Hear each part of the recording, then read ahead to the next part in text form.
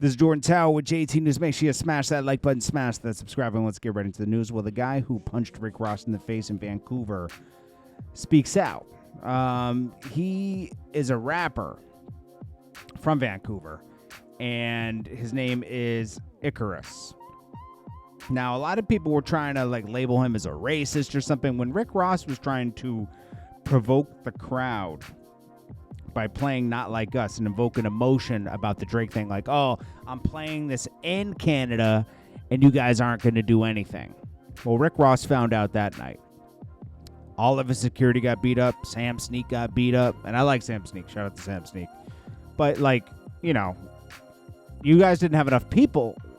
Rick Ross did this to his own people because they didn't have enough people themselves to go up against some people that live in Vancouver. They probably were 20 deep. So it wasn't smart of Rick Ross to do this at this moment. He should have performed and left, and everything would have been fine. Nobody was waiting for him because he dissed Drake. It was because he played Not Like Us. So, he just voiced that. He says there's no problem or anything. It's just he started calling me white boy and taunting me when he got off stage playing Not Like Us. And it's not about Drake. It was about him trying me as a person, and that's what happened. It seemed very calm and collected. It wasn't someone that was looking for clout or anything. He hasn't done anything since then. He hasn't dropped a Rick Ross diss track or anything. So I believe him. I think it was honest. Michael Rubin already apologizes from his Breakfast Club interview. He was trying to tell black people how to behave and how he hates that there's hate within the community. Bro, there's hate amongst human beings.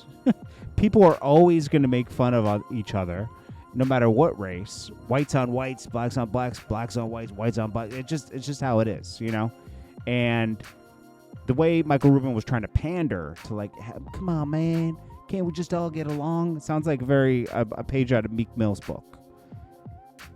What they're teasing you and the other rappers for is, basically giving each other piggyback rides at your white party. It's a little too sexual, to be honest. Okay, and you're putting the pictures out. It's not like people are spying on the event and commenting on it. You're putting out the pictures of people basically making out. It's weird. So he said, I got a phone call from one of the people I have the most respect for in the world. Probably Jay-Z, right? Because he's always wanted to be friends with Jay-Z and used Meek Mill to become friends with Jay-Z. Let's be honest, right? Because when Jay-Z wasn't treating him right at Rock Nation, he didn't say anything about it. He continued his business, He said, I got a phone call from one of the people I have the most respect for in the world. They told me, wow, they appreciate my intention. It's not my place to speak on black culture. I get it, and I really appreciate the input. My intention was to say how important it is we need to uplift each other. Stop hate on each other. It's easy to say this stuff when you're a billionaire and you have no worries in the world. Yes, you come to a conflict, your life isn't over, right? Most people hit a conflict or a roadblock, and life gets hard. For Michael Rubin, he just has a little bit less money, and nobody wants to take advice unless it's money advice from a billionaire. I'm sorry. Come on, guys. Can't we sit around and eat s'mores around the campfire at our $1 billion estate? It's like, shut up and push each other to win and always root for each other's success. I'm going to tell you something. Why didn't he help Meek Mill with his music career then? Why doesn't he invest in his music career instead of just hanging out with him?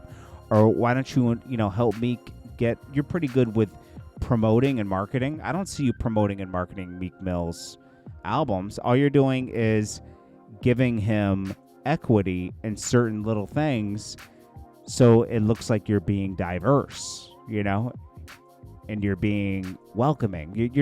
It's a business move. Give Meek Mill 2%, 1%, 10%, and it looks like I'm giving back, right? I'm telling you, man, that's what it is. Little baby Meek Mill, Jay-Z, and Michael Rubin own Mitchell and Ness, right? They bought it. Well, Michael Rubin bought it and gave them a percentage. Have you seen anything keeping Mitchell and Ness alive? Nothing. No promotions. When's the last time Meek Mill promoted Lids? He made Meek Mill the ambassador of lids. It's just weird, man. I don't get it. I don't want to get it. I'm going to be honest with you. Rory and Maul think they're comedians. They try to do a take on this Eminem cipher that happened on BET. And he's dissing Maul, and Maul comes out. They're not. You guys aren't comedians. You guys extended your podcast career past Joe Budden. Congrats on that. But, nah. Fans noticed that every woman Diddy used to date wears a shark tooth necklace. Young Miami was seen wearing the same necklace in their last interview. Carisha wearing that necklace. Cassie was wearing that necklace. Maybe it's... I wonder what that is. It's a signature for Diddy, like, I own you. You're mine. Mathew Perry from Friends. He died last year. Well, multiple arrests have been made in connection with his death in an investigation. Los Angeles County Examiner's Office attributed death in part to acute effects of ketamine. Southern California arrested at least one person by early Thursday. Later in the day, federal prosecutors will unseal an indictment that details the allegations against that individual, and it will name other people. Ketamine has been a popular party drug. In recent years, it has been shown potential as an alternative treatment to depression. A growing number of clinics offer it an infusion injection for mental health problems. Perry had been undergoing ketamine infusion therapy to treat depression and anxiety. However, last session took place more than a week prior to his death.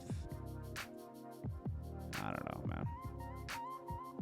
You don't really hear the Friends actors talk too much about him either. Then we got Drake supposedly took 20 people to Michael Rubin's party to make sure, like the whole narrative that Michael Rubin's put out, like, oh, we were never going to play Not Like Us. Well, Drake was there. Well, for sure you weren't. 20 people were there with Drake.